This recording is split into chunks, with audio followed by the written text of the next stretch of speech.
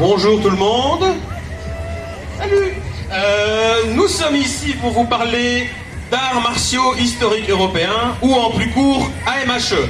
Petit sondage, qui connaissait déjà les AMHE avant? Ils sont deux là-bas, c'est super, voilà.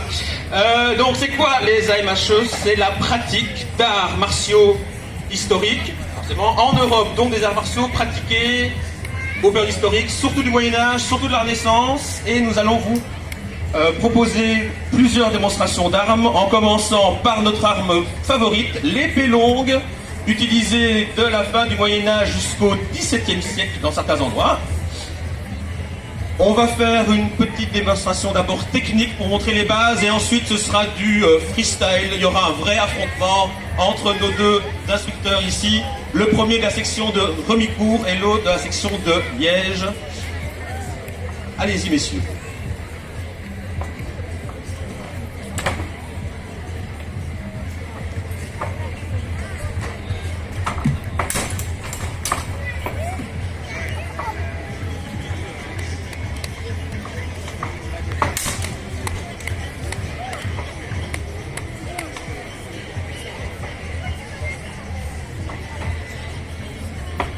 Alors l'épée longue, c'est une arme à la fois de taille et d'estoc. Le but souvent, c'est de créer une transformation, c'est-à-dire après un contact entre deux lames, de transformer l'essai, on va dire,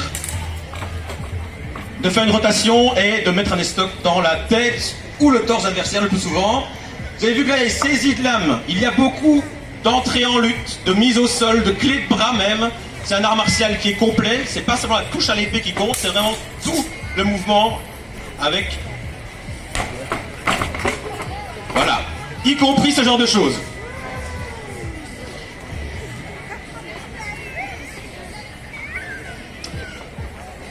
Les saisies de lame. Alors à l'époque, les épées étaient tranchantes, mais même avec une épée tranchante, on peut tout à fait saisir une lame sans trop se couper. Et si ça garantit la victoire, pourquoi pas?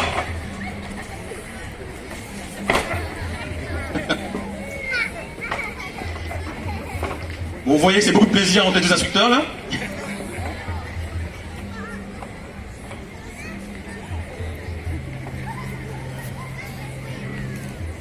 Alors, notre but, c'est de recréer des techniques anciennes, mais de les pratiquer à cadre moderne. Le fait d'avoir ici des masques d'escrime, des gants lourds, des vestes d'escrime, ça nous permet de pratiquer sans aucune restriction.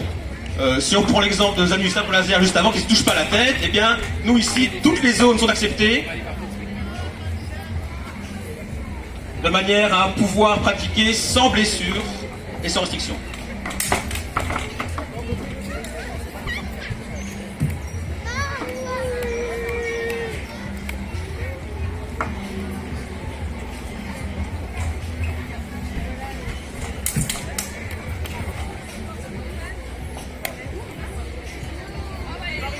Alors jusqu'ici c'était des enchaînements plus ou moins techniques et pas un vrai affrontement. Il y avait un jeu technique pour vous montrer les bases. Maintenant on va entrer dans une vraie phase d'affrontement telle qu'on peut les voir en tournoi.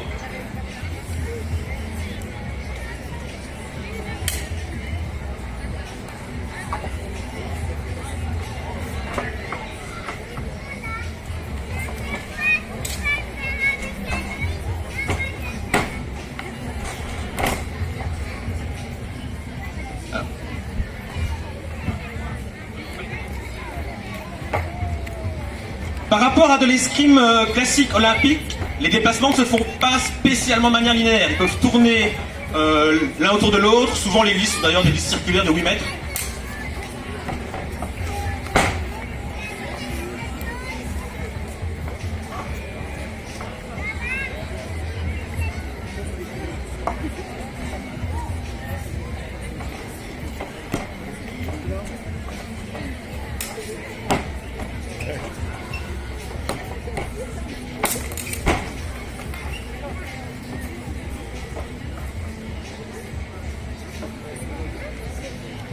Voilà. Ça c'était pour l'épée longue. Maintenant nous allons passer à une deuxième arme qui est l'épée buckle. Et je vais passer le micro à Martin dès qu'il aura repris un coup de dos.